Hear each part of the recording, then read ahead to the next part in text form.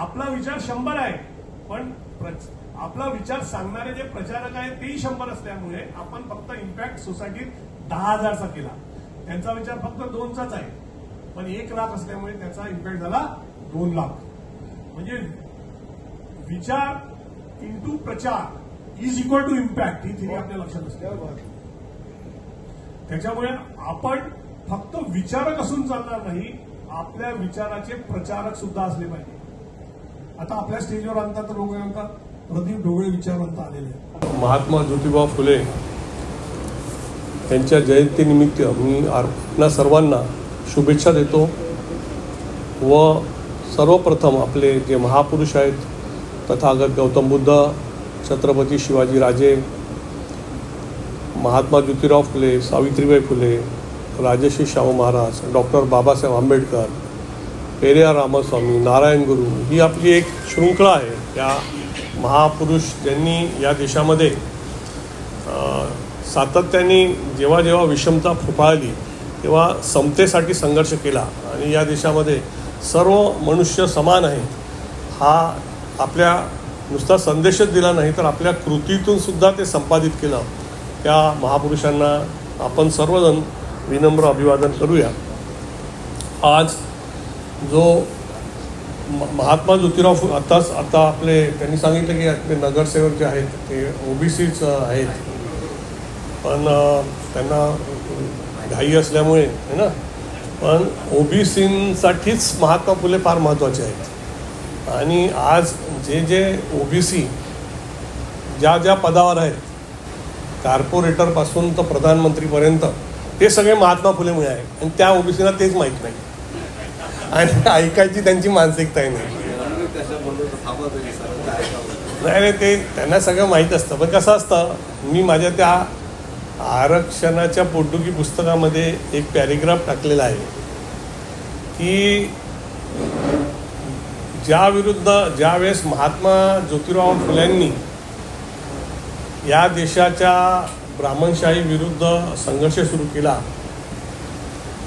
आणि तो आपल्याला परवडणारा नाही म्हणून त्यांची, आणि फुले नावाचा एक सिनेमासुद्धा आला होता, आपण सगळ्यांनी बघितला असेल.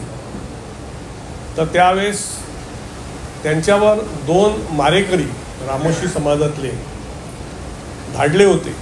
माझ्या पुस्तकामध्ये मी जे लिहिलं आहे ते असं की तेव्हा महात्मा फुले रात्रीच्या अंधारात दिव्याच्या प्रकाशात तेल टाकून बहुजन समाजासाठी लिखाण करीत असतात. तर त्यावेळेस ते महात्मा फुले त्यांना विचारतात की तुम्ही कशासाठी माझी हत्या करताय? ते म्हणते आम्हाला 1000 रुपये मिळणार आहेत.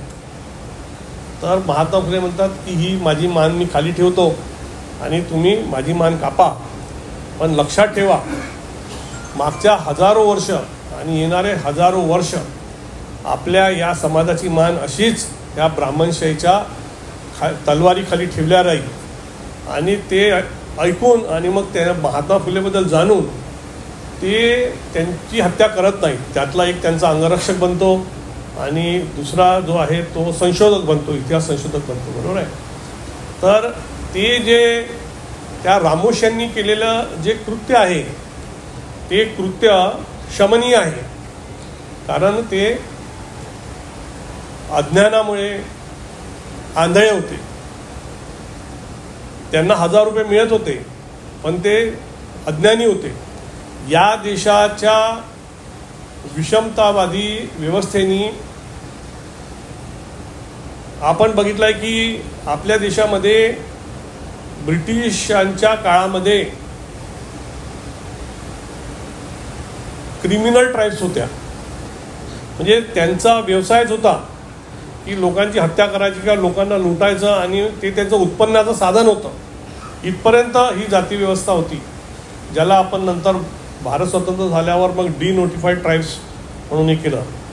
तर त्यांचं जे अंधत्व आहे रामोश यांचं ते आपण समजू शकतो, ते माफ करण्यालायक आहेत. पण आजचे जे नेते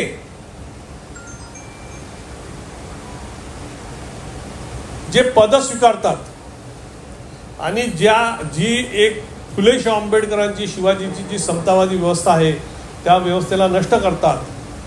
ते आंधळे नाहीत, त्यांना सगळं माहीत आहे साहेब. त्यांनी फक्त आंधळ्याचं सोंग घेतलेलं आहे. त्यांना सगळं माहीत आहे, त्यांना ऐकायची गरज नाही आहे, त्यांना सगळं माहीत आहे. ते ऐकलं तर त्यांना लाज वाटते, म्हणून ते थांबू शकत नाहीत. ही वस्तुस्थिती आहे. तर त्यामुळे कसं असतं की आपण आंधळ्या माणसाला उठवू शकतो, पण आंधळ्याचं सोंग घेतलेला उठवता येत नाही. आणि हा प्रकार देशामध्ये जास्त आहे. म्हणजे काहीतरी आमची आई एक मन म्हणायची, मला आता बरोबर आठवत नाही, आंधळ्याचे आले डोळे आणि खाट टाकून खाली झोपे, असं काहीतरी ती म्हणायची. आता तुम्हाला आठवत असेल तर माहीत नाही. तर तो म्हणजे आता त्याला खाट कशी टाकता येते, हां, पण दाखवायला आंधळा तो खाली झोपे, आणि मग सगळे झोपले की मग तो खाटीवर झोपून जायचा. अशी ही गंमत असणारी, ही गंमतच यावी अशी मंडळी असते ॲक्च्युली. आपल्या देशाच्या लोकशाही व्यवस्थेने ॲक्च्युली या देशातल्या या 85% शेड्यूल ट्राईब OBC लोकांना लोकशाहीच्या माध्यमातून हक्क आणि अधिकार दिले, आणि त्याच्यामुळे आपली मंडळी फार मोठमोठ्या पदावर बसलेली आहे. पण या देशामध्ये महात्मा ज्योतिराव फुले, डॉक्टर बाबासाहेब आंबेडकर यांच्यासारखे विचारवंत नसते.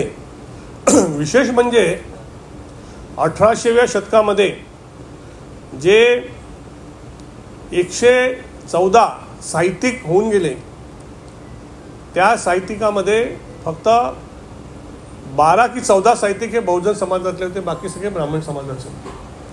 पण त्या 14 साहित्यिकामध्ये एक साहित्यिक होते महात्मा ज्योतिराव फुले. त्यांना हे कळलं होतं की हे आपण फक्त सांगून चालणार नाही, लिहून ठेवावं लागेल. कारण आपला समाज जागा व्हायला खूप वेळ लागणार आहे. जो समाज जागा असतो त्याला लिहून ठेवायची गरज नसते, सगळे जागे आहेत. पण त्यांना वाटलं की आता जे काही मी सांगेल ते तेवढं माझ्यापुरते मर्यादित, माझ्या जिवंत काळामध्ये जेवढी मंडळी आहे त्यांच्यापुरतंच राहील ते. आणि म्हणून त्यांनी लिखाणाचं फार मोठं कार्य केलं. आणि ते लिखाणाचं कार्य करत असताना त्यांनी जी पुस्तकं लिहिली, आता आपण त्यांचं जे गुलामगिरी नावाचं जे पुस्तक आहे, त्या गुलामगिरी या पुस्तकामध्ये त्यावेळेस आपण ब्रिटिशांचे गुलाम होतो. पण त्यांनी गुलामगिरी हा ग्रंथ ब्रिटिशशाही विरुद्ध लिहिला नाही, तो ग्रंथ त्यांनी या देशातल्या ब्राह्मणशाही विरुद्ध लिहिला. ही गोष्ट आपण ठळकपणे लोकांमध्ये सांगितली पाहिजे. कारण महात्मा फुले हे जाणून होते की ब्रिटिश व्यापार करायसाठी आले. खरं म्हणजे ते व्यापार करायसाठी आले होते. खरं म्हणजे ते फक्त व्यापार त्यांचा दुसरा दृष्टिकोन नव्हता. पण त्यांच्या असं लक्षात आलं की या देशामध्ये जी जाती व्यवस्था आहे, जी वर्णव्यवस्था आहे, त्याच्यामुळे इथले लोक विभागलेले आहेत. म्हणजे आपण उगाच म्हणतो की ब्रिटिशांनी डिवाइड अँड रूल केलं. या देशातल्या ब्राह्मणशाहीमुळे we were already divided, they just ruled us. It was so easy. 200 वर्ष ब्रिटिशांनी जे राज्य केलं, किंवा तो बाबर जो आहे त्याला तिथे जीवे मारणार होते, म्हणून तो 1200 सैन्य घेऊन पळत पळत लपत लपत भारतात आला. आणि त्याच्या लक्षात आलं की इथले लोक हे डिवायडेड आहेत. त्या 1200 सैन्याच्या आधारावर आलेल्या बाबरनी इथे मोगलशाही स्थापन केली. हे नंतर आपण अकबर, शहानशाह आहे, ही पूर्ण मोगलशाही स्थापन झाली. बरोबर आहे. ह्या जाती व्यवस्थेने आपल्या इथल्या माणसाला मानसिक रुग्ण बनवलेले आहेत. आणि ह्या मानसिक रुग्णांवरचे उपाय म्हणजे जे कोणी केले असतील तर ते महात्मा ज्योतिराव फुले आणि डॉक्टर बाबासाहेब आंबेडकरांनी केले.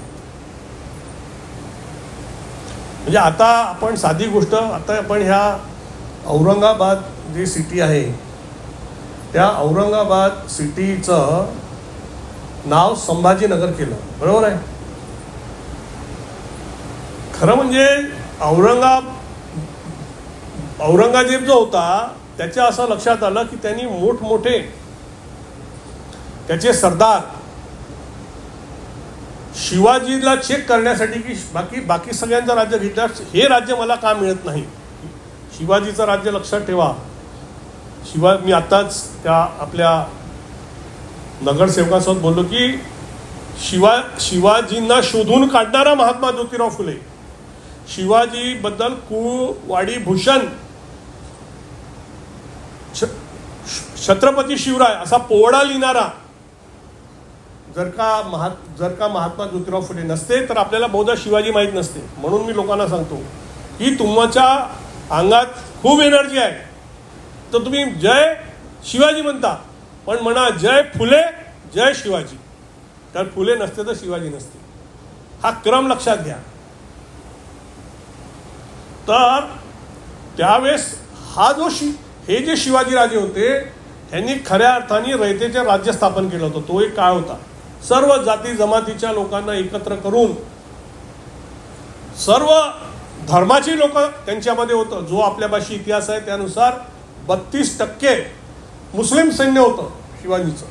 शिवाजी कुठल्या धर्माचा आणि जातीचा भेद करत नव्हते. अशा या शिवाजीचं जे राज्य होतं ते राज्य अभेद्य होतं. आणि मग माझा कुठलाच सरदार कामी येत नाही तर मग स्वतः औरंगजेब स्वतः निघाला.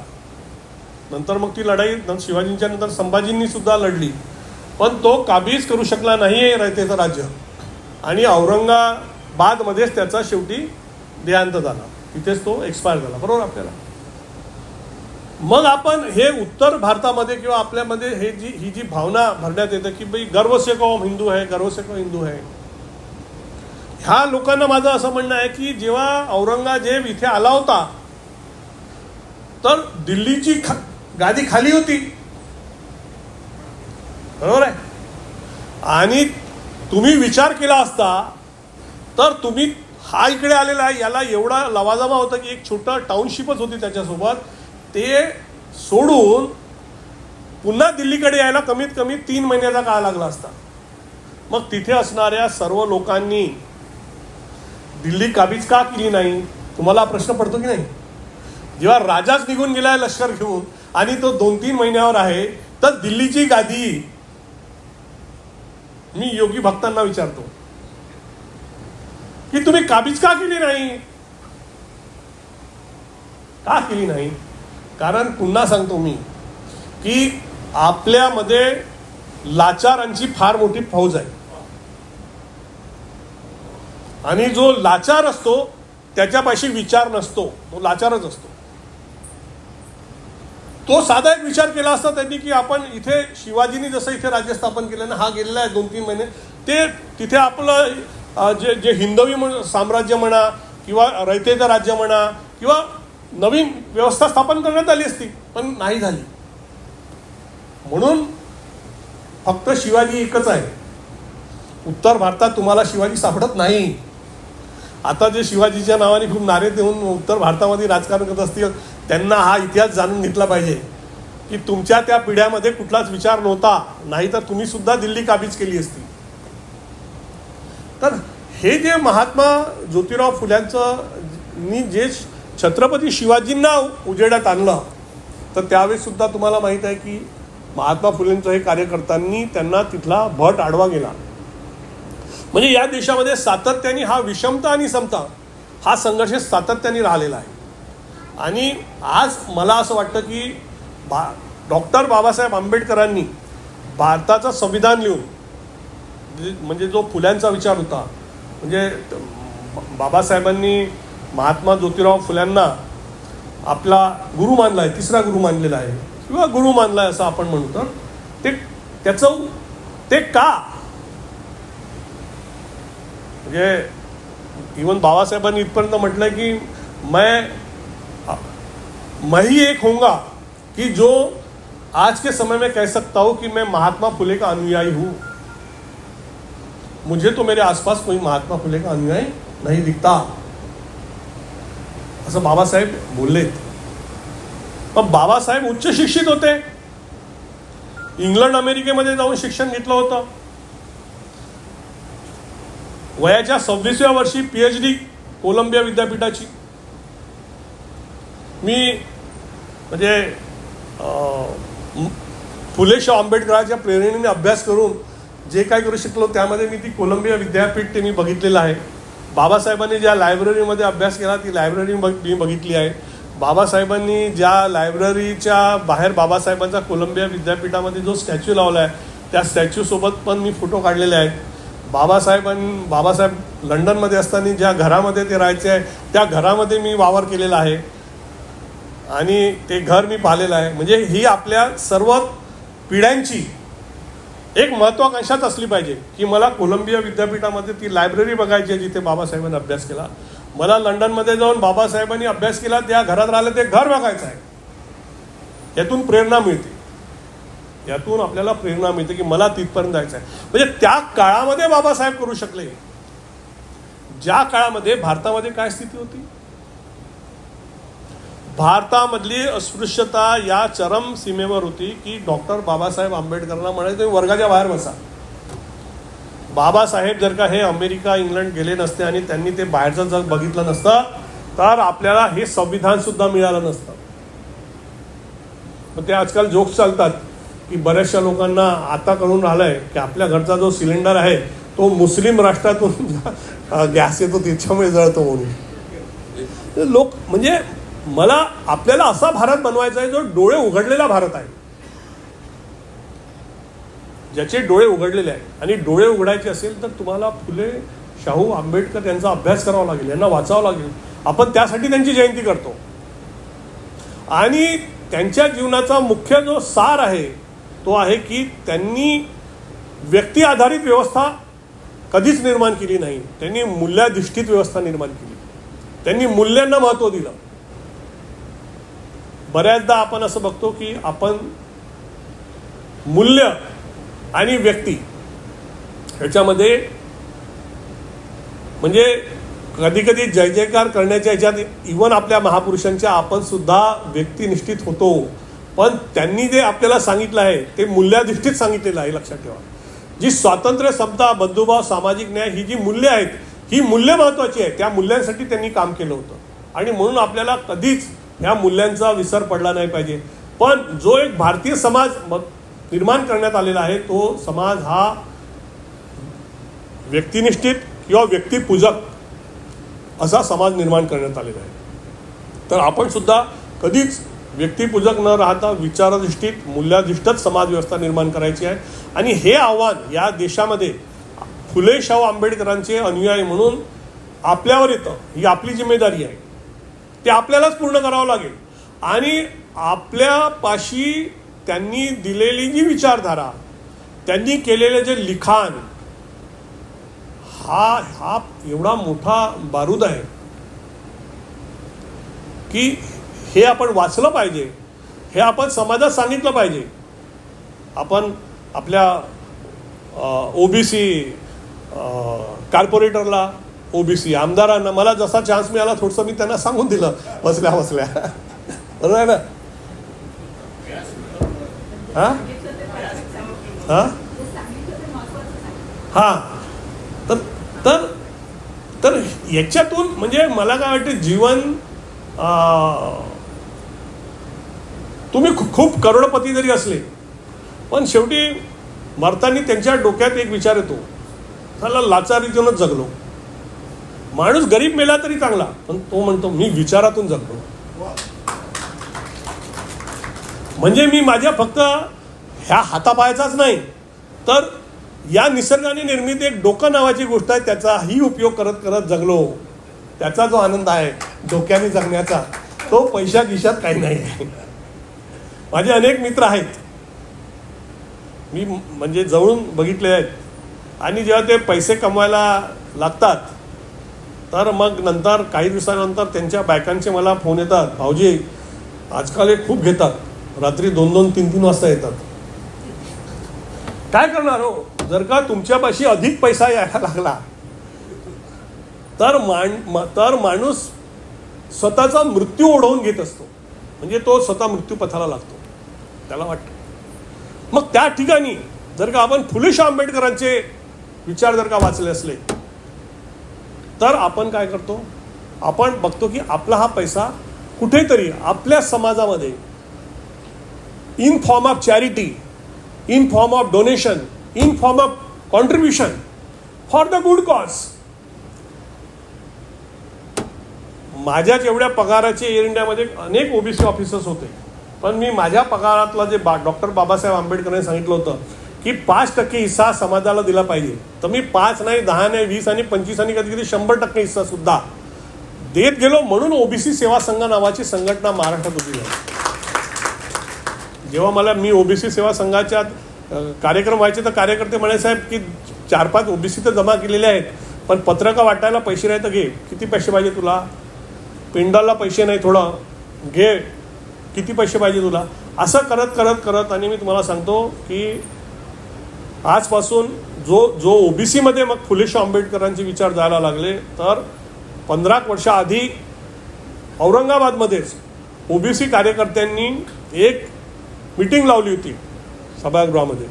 आणि मी म्हटलं, अरे मी काय तुमच्या कार्यक्रमाला येऊ शकत नाही, कारण की मला दुसऱ्या दिवशी दिल्लीला ऑफिसचं काम आहे आणि मला आज पण त्याच्याशी रिलेटेड वर्क करायचं आहे. तर ते बोलले, नाही साहेब तुम्हाला यायचं आहे. आणि त्यांनी मला सकाळी 7च्या विमानाची तिकीट आणि कार्यक्रम झाल्यावर 5 वाजता परतीची तिकीट, या 2 तिकीटा विमानाच्या ओबीसी कार्यकर्त्यांनी स्वतःच्या पैशातून खिशातून पैसे गोळा करून पाठवल्या. मला खूप आनंद झाला की ही म्हणजे, कारण आय कांट प्लॅन की त्यांच्या डोक्यात हाही विचार येईल. तर शेवटी तो कार्यक्रम झाला. म्हणजे याचा अर्थ की आपण 15 वर्षाआधीची मी घटना सांगतो, आज त्या घटना अजून वाढत आहेत. अनेक ओबीसींच्या हजारो संघटना आहेत आणि ओबीसींच्या ज्या संघटना आहेत तिथे जे कार्यक्रम होतात तिथे छत्रपती शिवाजी महाराज, महात्मा ज्योतिराव फुले, शाहू महाराज आणि डॉक्टर बाबासाहेब आंबेडकरांच्या प्रतिमा लागतात. त्यांच्या विचारांबद्दल बोलणारे वक्ते तयार झालेले आहेत, ते आपले विचार मांडत असतात. आणि हे चॅलेंज आहे, ही जी व्यवस्था आहे ना, ह्या व्यवस्थेच्या विरुद्ध काम करणाऱ्या लोकांपाशी करोडो पैसा आहे, हजारो प्रचारक आहेत, पण आपला एक विचारक यांना पुरून उरू शकतो एवढी आपली ताकद आहे. त्याच्यामुळे हे जे विचार आहेत फुले शाहू आंबेडकरांचे, जयंती का आपण साजरी करतो? जयंती यासाठी साजरी करतो की आपल्याला रिवाईज करायचं असतं. मी एक विमानाचा प्रशिक्षक राहिलेलो हो. माझे विद्यार्थी म्हणजे बोईंग 777, बोईंग 787, बोईंग 737 मॅक्स ह्या विमानाचे जे अभियंते आहेत त्यांचं प्रशिक्षण द्यायचं. त्यांच्या सर्टिफिकेटवर माझ्या सह्या आहे. यांनी आता ते ट्रेनिंग मॅनेजर म्हटलं ना, ते ट्रेनिंग मॅनेजर. आणि या विमानाचे जे कमांडर्स आहेत ते अनेक कमांडर्स माझे विद्यार्थी आहेत, कारण इमर्जन्सीमध्ये विमान जर का डायव्हर्ट झालं तर त्यांना मिनिमम मेंटेनन्स असलं पाहिजे, म्हणून आम्ही त्यांना ट्रेनिंग देतो. तर हे ट्रेनिंग देता देता आपण आपलं हे तर सोपं ट्रेनिंग आहे. हां, ते ट्रेनिंग म्हणजे फार टेक्निकल ट्रेनिंग आहे, पण हे सोपं ट्रेनिंग आहे. तर आपण हे ट्रेनिंग दिलं, मला वाटतं कुठेतरी नवीन पिढीमध्ये आपण हा उत्साह आणला पाहिजे. आपण लोक कुठेतरी कमी पडतो का हा विचार करायला पाहिजे. आणि म्हणून हा जो विचार आहे हा विचारच आहे की ज्यामुळे या देशामध्ये काही लोकांची खूप सुप्त इच्छा आहे की या देशामध्ये पुन्हा मनुवादी व्यवस्था निर्माण व्हावी, पण त्यांची ती सुप्त इच्छा पूर्ण होणार नाही हे त्यांना माहीत आहे. कारण या देशामध्ये फुले आणि आंबेडकरांचे शिपाई आज जिवंत आहेत. आणि आज या देशामध्ये वैचारिक स्तरावर कुठल्याही म्हणजे आणि किती भाकडशाही चालते. खरं म्हणजे जे लोक फ्रस्ट्रेट होतात ते लोकही त्याच्यातून का बाहेर निघत नाही.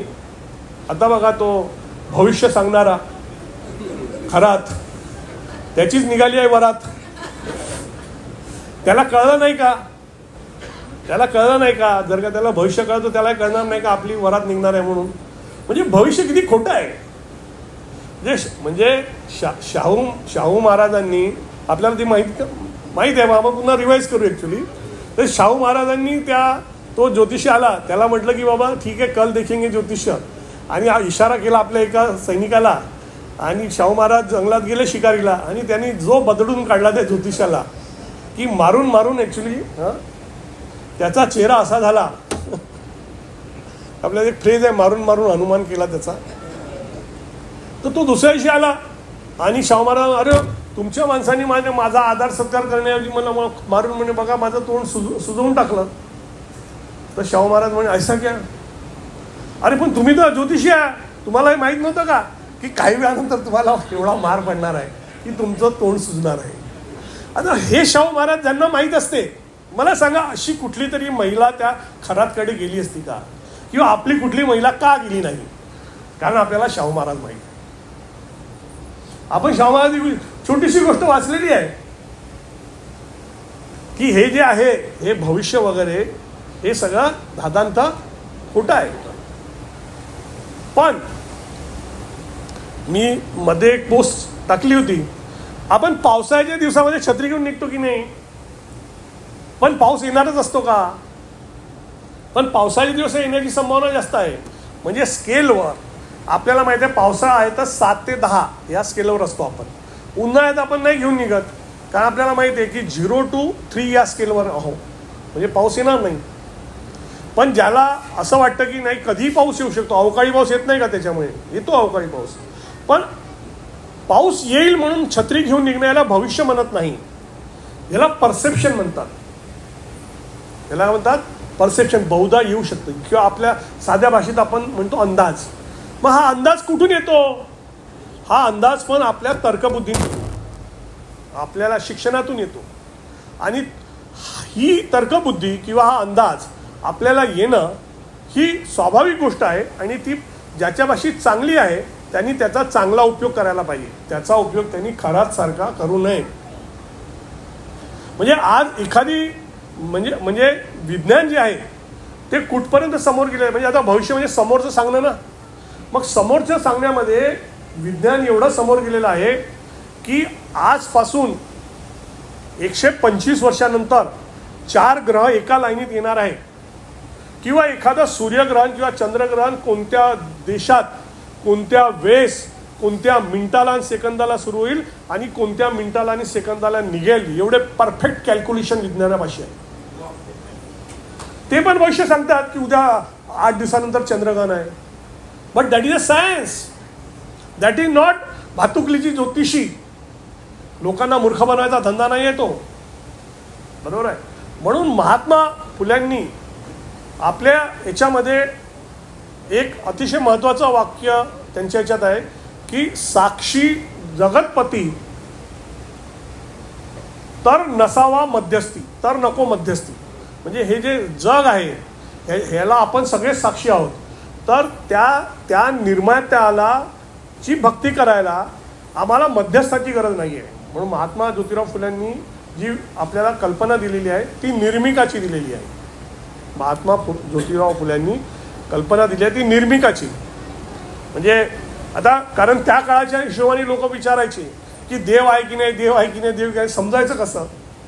महात्मा फुल्यांनी म्हटलं की निर्मिक आहे, त्या निर्मिकाने आपल्याला निर्माण केलेलं आहे. One is who is a creator.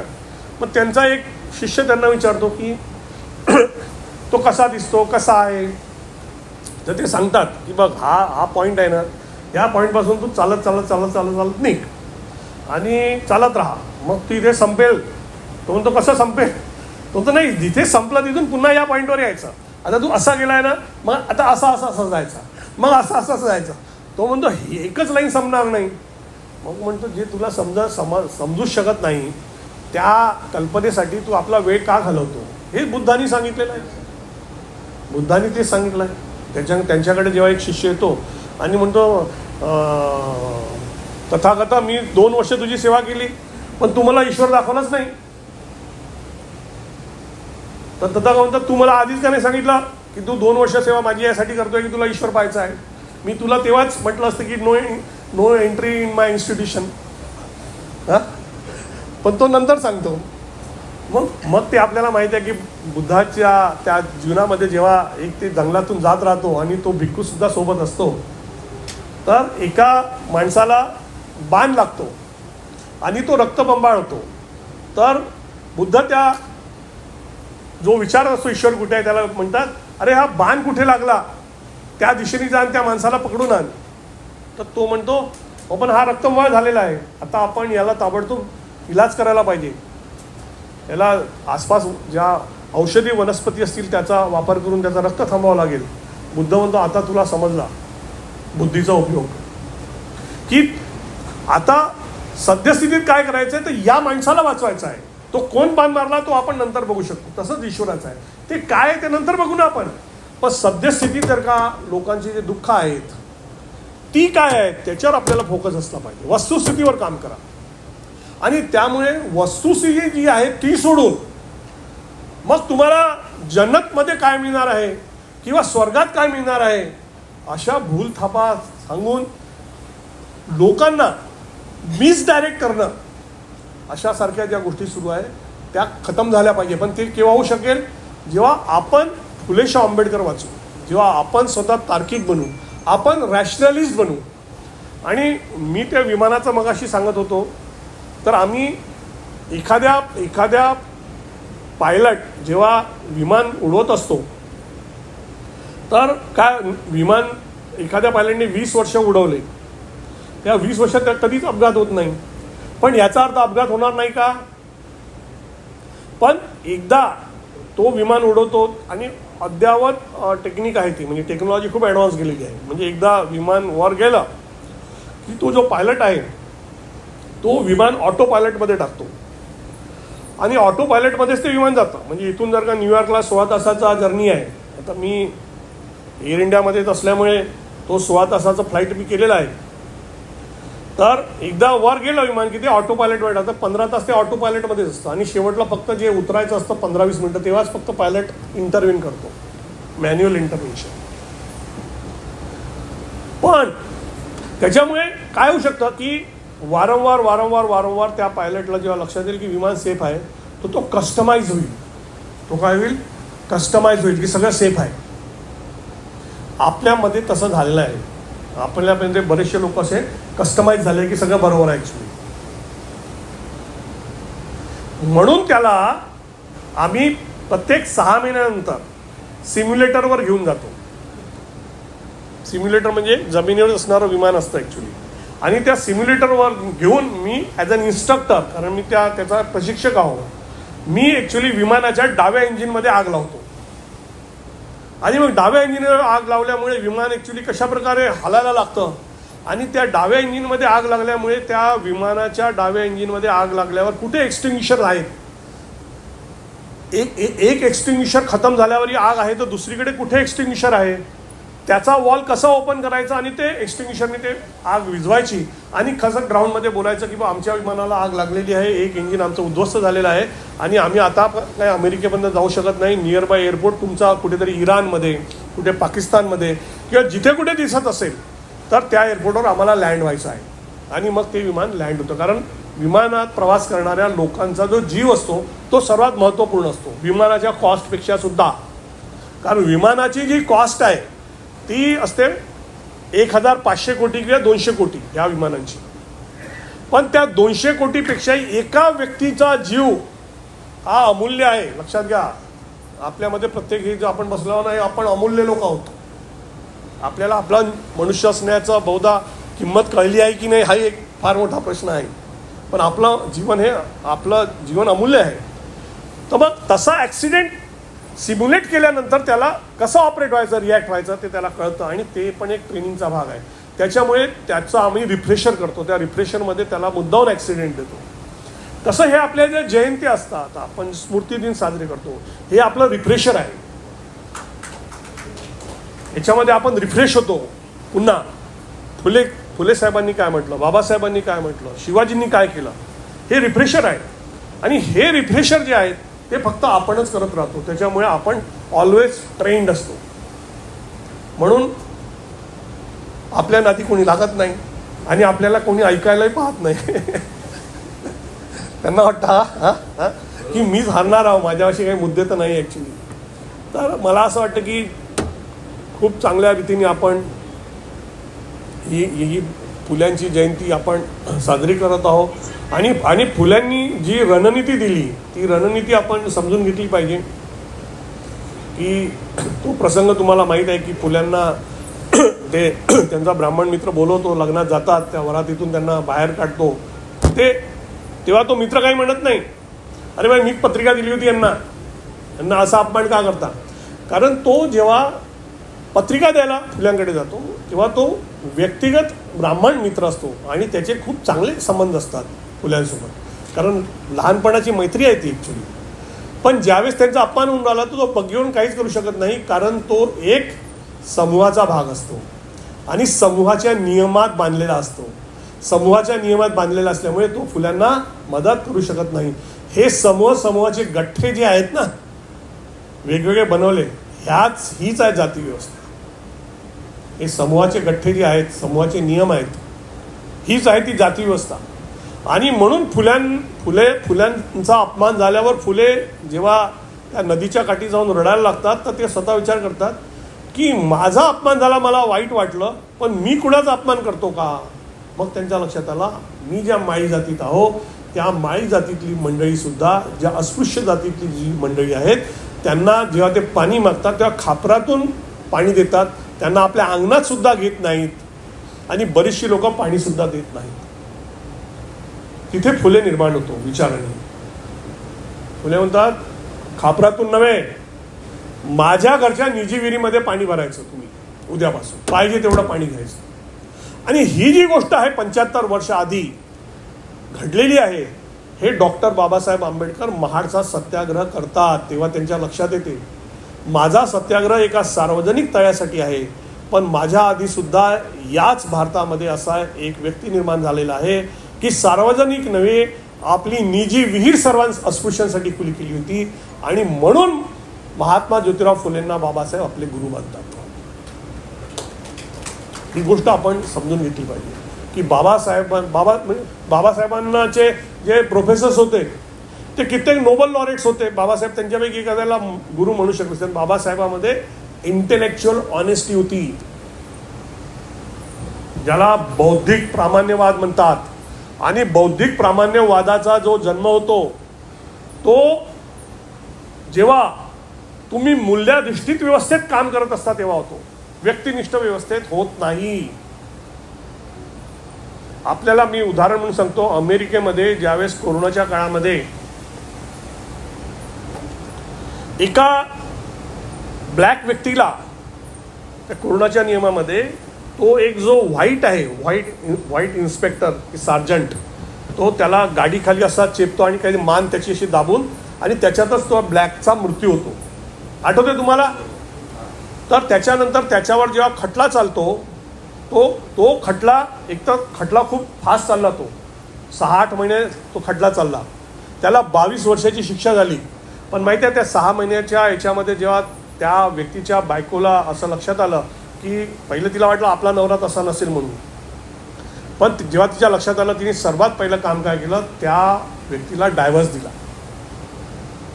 आपल्याकडे काय करताय खराची बायको, हे 100 व्हिडिओ पाहून सुद्धा, बरोबर आहे ना, वाचवायचा प्रयत्न करत आहे, कारण आपण व्यक्तिनिष्ठ आहोत. आपण मूल्याधिष्ठित व्यवस्था निर्माण करायची, तर फुलेशाह आंबेडकरांच्या जयंत्या केल्या पाहिजे. आणि तीच मंडळी फक्त फुलेशाह आंबेडकरांच्या जयंत्या करतात, ज्यांना माहिती आहे की मूल्याधिष्ठित व्यवस्था जी आहे ती मूल्याधिष्ठित व्यवस्थाच फक्त या देशामध्ये किंवा जगामध्ये स्वातंत्र्य, समता, बंधुभाव. आज युद्ध सुरू आहे, पण ते मी माझा डीपी तुम्ही बघितला असला तर मी बुद्धाचा फोटो ठेवलेला आहे आणि लिहिलेला आहे की युद्धात कोणीच जिंकत नसतं, युद्धात दोन्ही पक्ष हारत असतात आणि ते सुरू आहे. फक्त आता जेव्हा हार आपली कळायला लागते, आपलं नुकसान कळायला लागतं, त्यावेळेस तुम्हाला अक्कल येते. 2-3 मेजर राष्ट्र लढाई करून राहिलेले आहेत.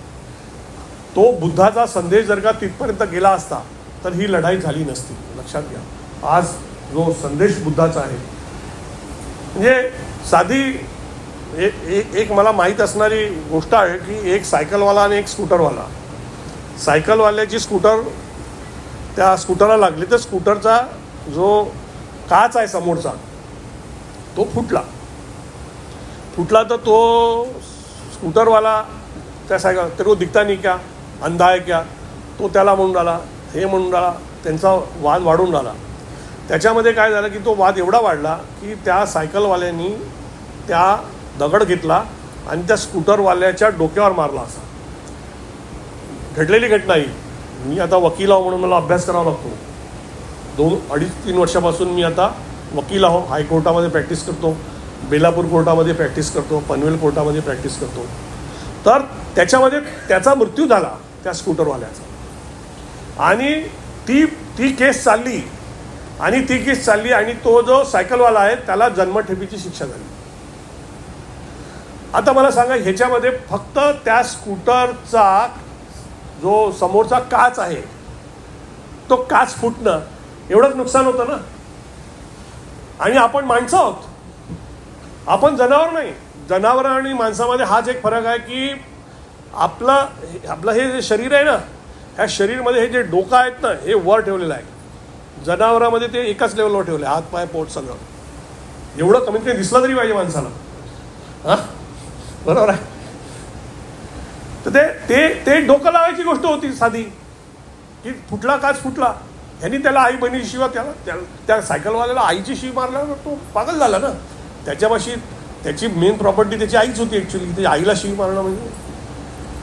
पण एक फक्त काच फुटण्यावरून एक माणूस मृत्युमुखी गेला, दुसरा माणूस जन्मठेपेत गेला. मग इथे येतो की कुठेतरी विचार करणारा जो व्यक्ती आहे ना, तोच फक्त समाधानाकडे जाऊ शकतो, तोच सोल्युशन काढू शकतो. आणि ही गोष्ट आपल्याला समजते. आणि म्हणून मला असं वाटतं की हे जे रिफ्रेशर्स आहेत हे होत राहिले पाहिजे. मला एक 30 ते 40 मिनटं बोला म्हटलं होतं, मी 40-41 मिनटं बोललो तुमच्यासमोर. तर हे सातत्याने असं रिफ्रेशर करा. फक्त एवढीच मंडळी नाही, अजून जास्त मंडळी कशी आली पाहिजे येईल याचा विचार करा. त्याच्यानंतर आजच्या काळामध्ये होऊ शकलं तर कुठलं पण एखादा वक्ता आणला तर त्याचा व्हिडिओ रेकॉर्डिंग करून टाका. मग ते व्हिडिओ रेकॉर्डिंग आपण सर्क्युलेट करायचं जास्तीत जास्त लोकांपर्यंत. कारण लक्षात ठेवा की सध्या इन्फॉर्मेशन एज आहे.